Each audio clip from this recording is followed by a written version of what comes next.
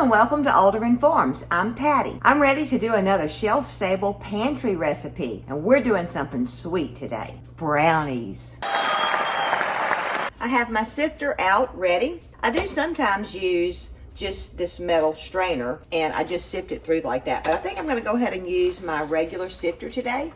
And you're going to add 3 cups of flour. And I'm going to go ahead and start sifting that. Sometimes I mix this up and then sift it, but I'm kind of being lazy today, so instead I'm just going to sift as I go and then mix it. It is a bit slower. And then you're going to add 2 tablespoons of baking powder. No. 2 teaspoons of baking powder. 2 teaspoons of salt. And I'm going to switch over to my strainer and show you the difference here. It's much quicker. That's why I prefer to do it. Then you're going to add 1 1/3 cup of cocoa.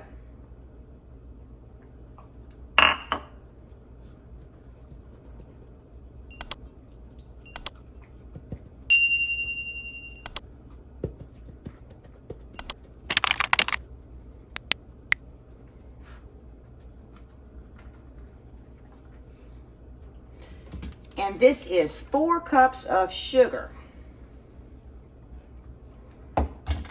And the sugar really don't have to be sifted, but sometimes it has little lumps in it, so it is good to get those lumps out.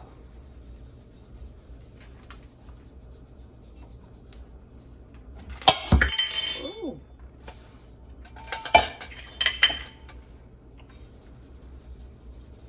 Oh, I forgot to mention, I am using Spelt flour. You can use whatever regular flour, all-purpose flour that you would like to use will be fine. Now I'm just going to stir this together good. And like I said, you could have mixed this up and then sifted it. That's typically what I do. But like I said, I'm being a little lazy today. I really like having this brownie mix on the shelf, because it's so easy to pull out if you have to make a quick dessert.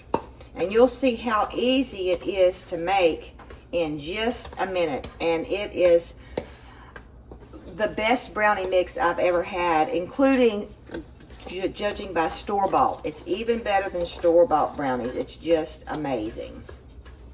All right, that's good. Now to make my brownies, you use 1 1/4 cup of mix, and this is a 1/4 cup measure, so I'm going to do 5 of these.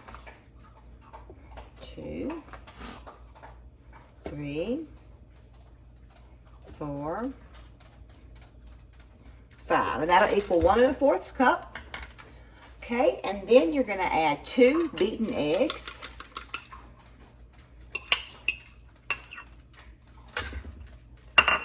A 1/4 cup of coconut oil, or if you don't have coconut oil, you can use butter. But to make it shelf stable, we're going to use coconut oil. 1 teaspoon of vanilla.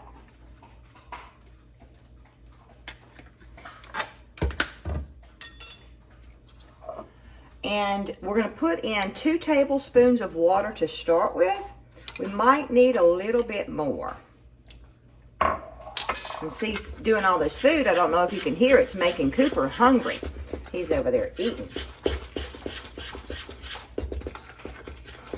So that was my coconut oil, egg. Oh, did I put vanilla? I did put my vanilla, yeah. Vanilla, mix, and water.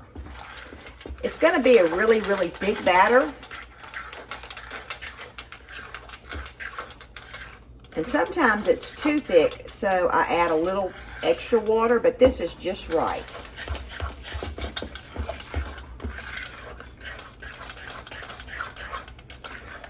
And for my people that don't like to hear the fork scraping, sorry. That's how I mix up my stuff. It just mixes much better.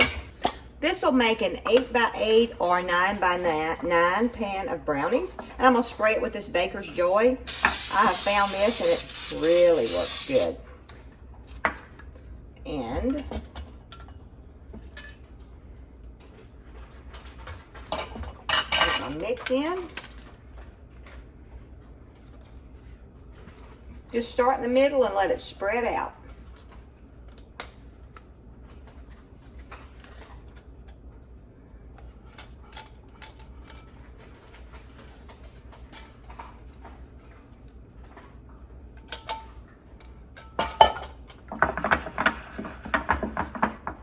Alrighty, now this is going to go into a 350-degree oven for about 30 minutes. Everybody makes a boo-boo, right?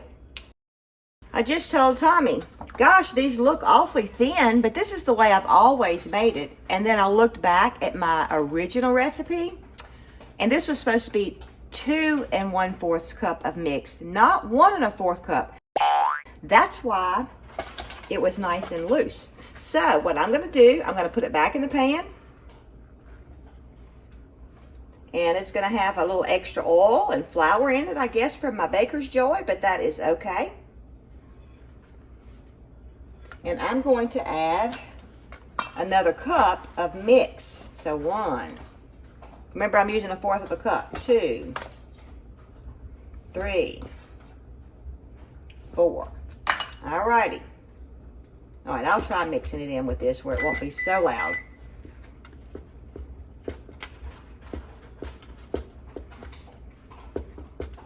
I'm glad I realized that before I put it in the oven, but it probably would have cooked fine. It would have just taken a lot longer to cook because it had more moisture in it. But I would rather a bigger brownie, so. And this is mixing in just fine. So now you'll see how thick my brownie mix is.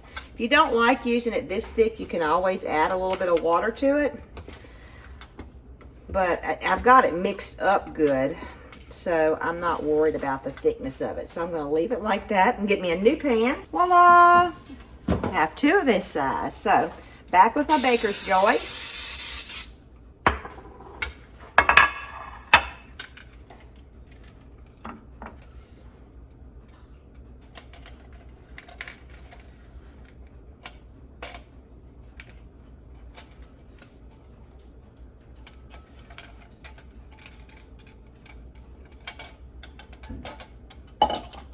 Now I'm going to spread this out just a little bit,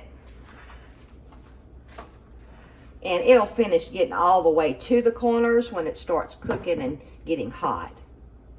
All right, now to a 350-degree oven for 30 minutes.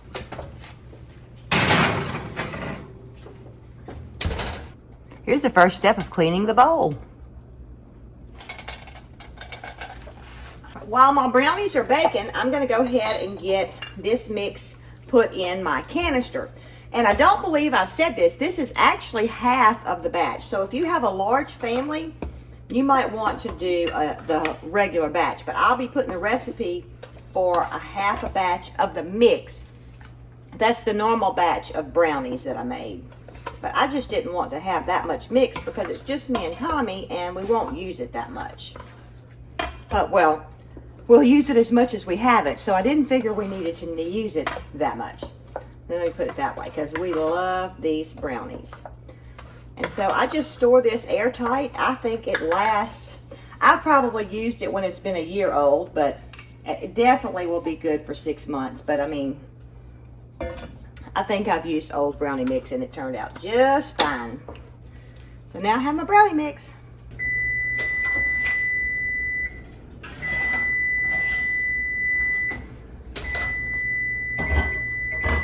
Okay, I've let my brownies cool about 15 minutes, and so I'm going to go ahead and cut them. You don't want to let them cool till they're all the way cold because they will be very hard to cut.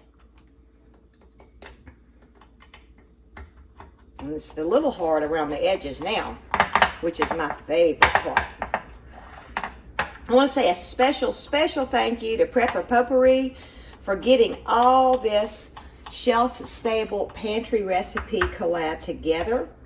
I just appreciate it so much, and make sure you go and watch all the videos. There's a playlist down in the description of the video, and here it is. They're so moist and chewy and delicious.